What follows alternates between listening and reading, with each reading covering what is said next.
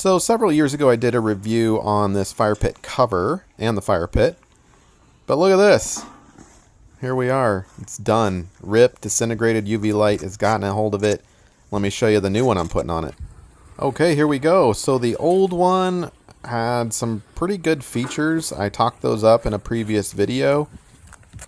However, it didn't hold its color very well, and the UV light definitely hit it pretty hard.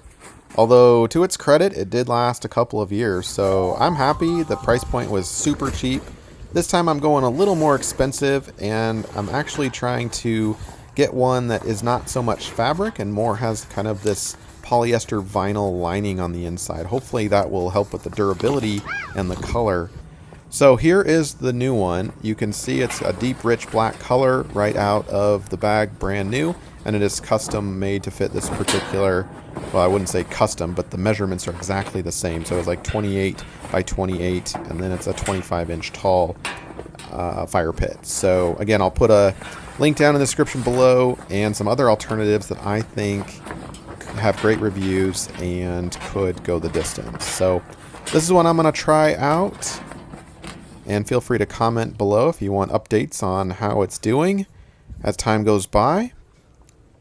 It's a little wrinkly, but very snug.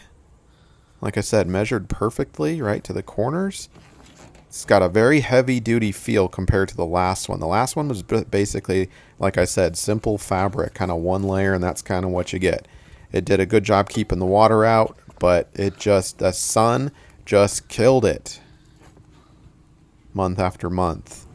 This one has a couple of drawstrings. I'm not super happy with the drawstrings, but they work. And there's built-in vents too for circulation. The other one had these snapping features. I like the snap versus the drawstring. But, like I said, it cinches down relatively tightly and it's so snug, the idea that it's, going to blow off isn't really an issue.